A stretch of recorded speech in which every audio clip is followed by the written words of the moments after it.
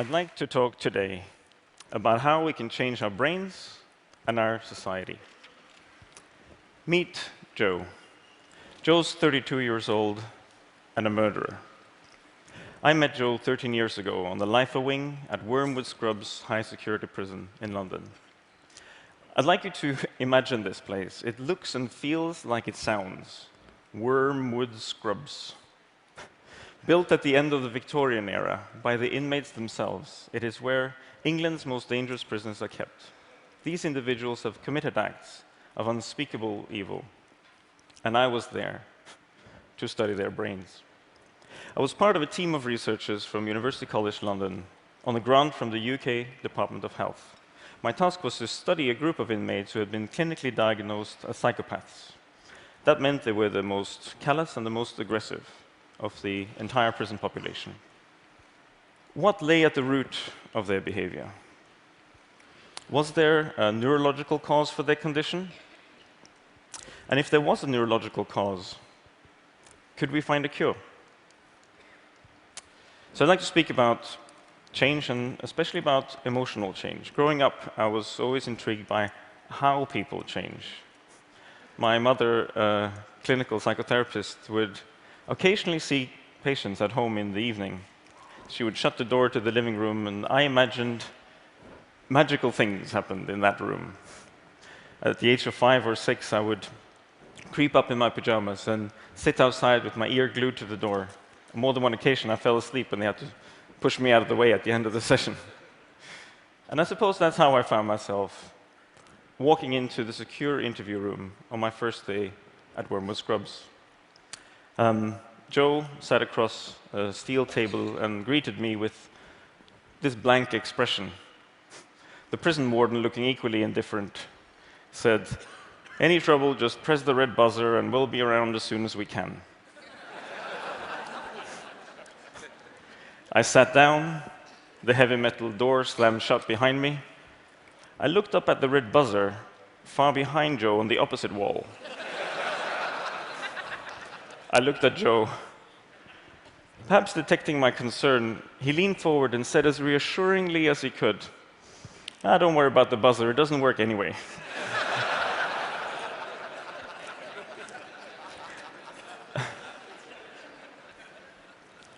Over the subsequent months, we tested Joe and his fellow inmates,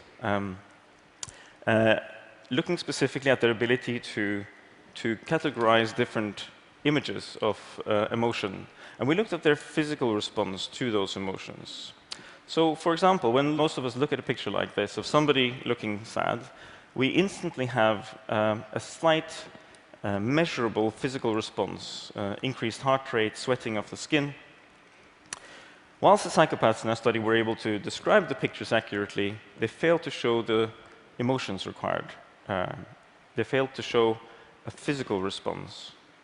It was as though they knew the words, but not the music of empathy. So we wanted to look closer at this, to use MRI to image their brains. That turned out to be not such an easy task. Imagine transporting a collection of clinical psychopaths across central London in shackles and handcuffs in rush hour. And in order to place each of them in an MRI scanner, you have to remove all metal objects, including shackles and handcuffs, and as I learned, all body piercing. After some time, however, we had a tentative answer. These individuals were not just the victims of a troubled childhood. There was something else. People like Joe have a deficit in a brain area called the amygdala. The amygdala is an almond-shaped organ deep within each of the hemispheres of the brain. It is thought to be key to the experience of empathy. Normally, the more empathic a person is, the larger and more active their amygdala is. Our population of inmates had a deficient amygdala, which likely led to their lack of empathy and to their immoral behavior. So let's take a step back. Normally, acquiring moral behavior is simply part of growing up, like learning to speak. At the age of 6 months, virtually every one of us is able to differentiate between animate and inanimate objects. At the age of 12 months, most children are able to imitate the purposeful actions of others. So, for example, your mother raises her hands to stretch and you imitate her behavior. At first, this isn't perfect. I remember my cousin Sasha, 2 years old at the time, looking through a picture book and licking one finger and flicking the page with the other hand. Licking one finger and flicking the page with the other hand. Bit by bit, we build the foundations of the social brain so that by the time we're 3, 4 years old, most children, not all, have acquired the ability to understand the intentions of others. Another prerequisite for empathy. The fact that this developmental progression is universal, irrespective of where you live in the world or which culture you inhabit, strongly suggests that the foundations of moral behavior are inborn. If you doubt this, try, as I've done, to renege on a promise you've made to a 4-year-old.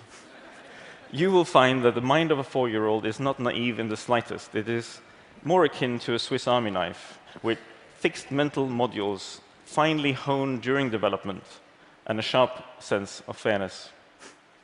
The early years are crucial.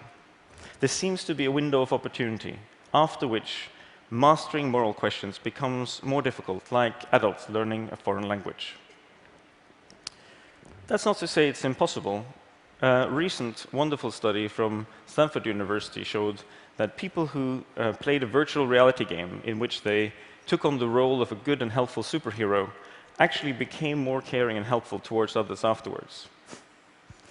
Now, I'm not suggesting we endow criminals with superpowers, but I am suggesting that we need to find ways to get Joe and people like him to change their brains and their behavior for their benefit and for the benefit of the rest of us.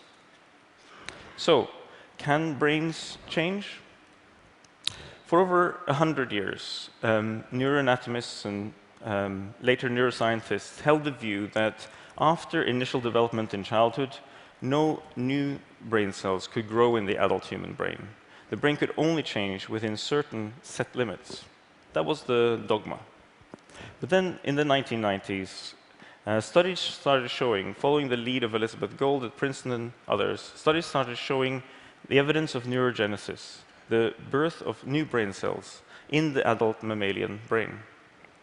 First in the olfactory bulb, responsible for our sense of smell, then in the hippocampus, involved in short-term memory, and finally in the amygdala itself. In order to understand how this process works, I left the psychopaths and joined a lab in Oxford, specializing in learning and development. Instead of psychopaths, I studied mice because the same pattern of brain responses appears across many different species of social animals. So, if you rear a mouse in a standard cage, shoebox essentially with cotton wool, alone and without much stimulation, not only does it not thrive, but will often develop strange, repetitive behaviors. This naturally sociable animal will lose its ability to bond with other mice, even becoming aggressive when introduced to them. However, mice reared in what we called an enriched environment, a larger habitation with other mice, with wheels and ladders and areas to explore, demonstrate neurogenesis, the birth of new brain cells. And as we showed, they also perform better on a range of learning and memory tasks. Now, they don't develop morality to the point of carrying the shopping bags of little old mice across the street. But their improved environment results in healthy, sociable behavior. Mice reared in a standard cage, by contrast, not dissimilar, you might say, from a prison cell, have dramatically lower levels of new neurons in the brain. It is now clear that the amygdala of mammals, including primates like us, can show neurogenesis. In some areas of the brain, more than 20% of cells are newly formed. We're just beginning to understand what exact function these cells have, but what it implies is that the brain is capable of extraordinary change way into adulthood. However, our brains are also exquisitely sensitive to stress in our environment. Stress hormones, glucocorticoids, released by the brain, suppress the growth of these new cells. The more stress, the less brain development, which in turn causes less adaptability and causes higher stress levels. This is the interplay between nature and nurture in real time in front of our eyes. When you think about it, it is ironic that our current solution for people with stressed amygdalas is to place them in an environment that actually inhibits any chance of further growth. Of course, imprisonment is a necessary part of the criminal justice system and of protecting society. Our research does not suggest that criminals should submit their MRI scans as evidence in court and get off the hook because they've got a faulty amygdala. The evidence is actually the other way. Because our brains are capable of change, we need to take responsibility for our actions, and they need to take responsibility for their rehabilitation. One way such rehabilitation might work is through restorative justice programs. Here, victims, if they choose to participate, and perpetrators meet face-to-face in safe, structured encounters. The perpetrator is encouraged to take responsibility for their actions, and the victim plays an active role in the process. In such a setting, the perpetrator can see, perhaps for the first time, the victim as a real person with thoughts and feelings and a genuine emotional response. This stimulates the amygdala and may be a more effective rehabilitative practice than simple incarceration. Such programs won't work for everyone, but for many, it could be a way to break the frozen sea within. So what can we do now? How can we apply this knowledge? I'd like to leave you with 3 lessons that I learned. The first thing I learned was that we need to change our mindset. Since Wormwood Scrubs was built 130 years ago, society has advanced in virtually every aspect, in the way we run our schools, our hospitals. Yet the moment we speak about prisons, it's as though we're back in Dickensian times, if not medieval times. For too long, I believe, we've allowed ourselves to be persuaded of the false notion that human nature cannot change. And as a society, it's costing us dearly. We know that the brain is capable of extraordinary change.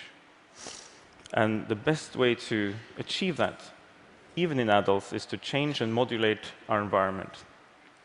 The second thing I've learned is that we need to create an alliance of people who believe that science is integral to bringing about social change.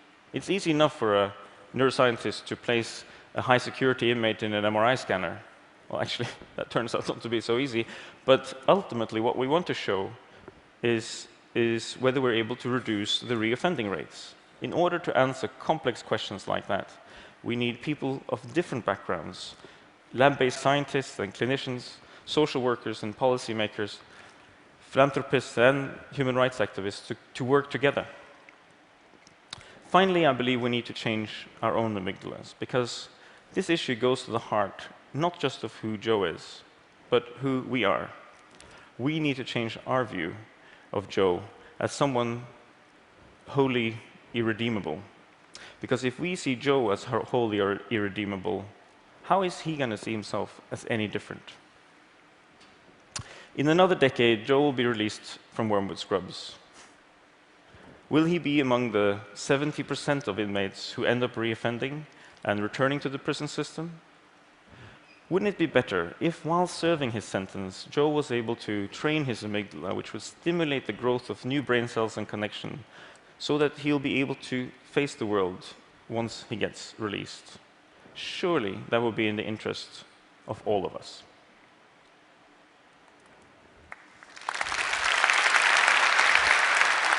Thank you.